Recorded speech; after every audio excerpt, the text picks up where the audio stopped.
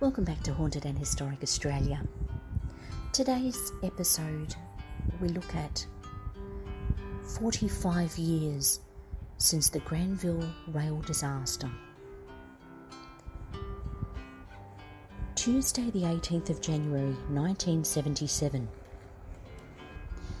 It was a day that affected many Australians, when a task so normal and uninteresting as going to work became a frightful nightmare for so many, and for 83 people was the last thing they would ever get to do. Mitch and I were not yet born in January of 1977, but this story is one we have grown up hearing. We have both lived in the Parramatta area and have both commuted to the city for work at one time. But lucky for us, we've never been in a train accident. I couldn't imagine how frightening this would have been for those who took the 6:09 train from Mount Victoria to Granville that day. There were approximately 469 passengers on the train when it pulled away from Parramatta Station before its end. It was an electric locomotive that, due to lack of proper track or rail maintenance, resulted in the train derailing at a curve in the track at 80 kilometres an hour or 50 miles per hour and hitting an overbridge. This made the locomotive tip on its side and drag its first two carriages. It also resulted in damaging the supports to the 470-ton bridge above that now came down upon the third and fourth carriages. The noise of the impact, as well as the screams from those who must have witnessed it, would have been tremendous. Rescuers of all types, police, paramedics and fire brigade were on the scene within minutes, and the almost 24-hour rescue mission began. It was where Aussies came together as one, and where everyday men and women became heroes. It was not going to be an easy rescue. They had many obstacles in their way, from the wreckage of the locomotive to the concrete bridge, blocking them from getting to the survivors. Onlookers and reporters, journalists and general well-wishers, people trying to help, but they were getting in the way. Not to mention the gas cylinders on board that were stored awaiting the next winter for heating, now ruptured and leaking. There were so many heroic stories that came out of this awful accident, including many where rescuers stayed hours and hours with survivors, trying to get them free and trying to keep their spirits up. One man performing CPR on a woman, saving her life while she waited to be freed from the wreckage.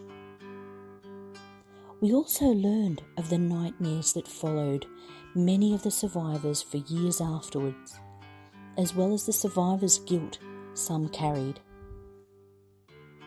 A teen who asked to swap seats early in the journey due to the motion sickness that she had riding in trains, asked to swap for the window seat, which seemed to ease this sickness.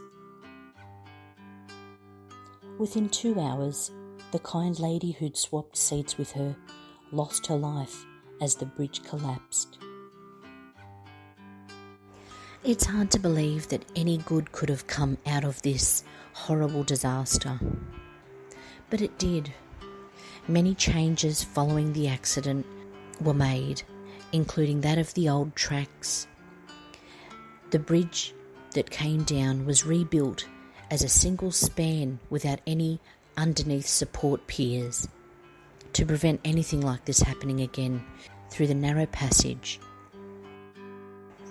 Other bridges that were similar to the old Bold Street Bridge were either replaced or had their piers reinforced so as to prevent any accidents occurring in other locations too. Fastening of tracks were looked at, as this has been the lead cause as to why the locomotive came off the track to begin with.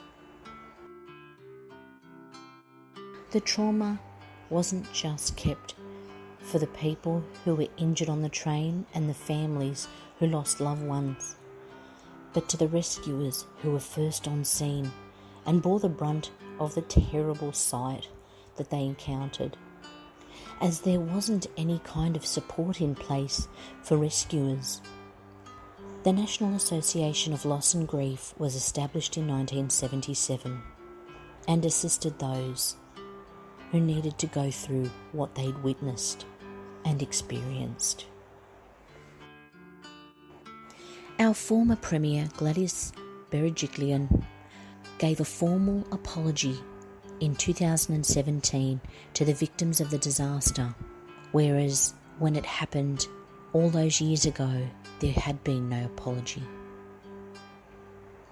Every year, on Bold Street Bridge in Granville, victims, survivors, families and friends, and those who remember the awful tragedy come together and remember what happened 45 years ago.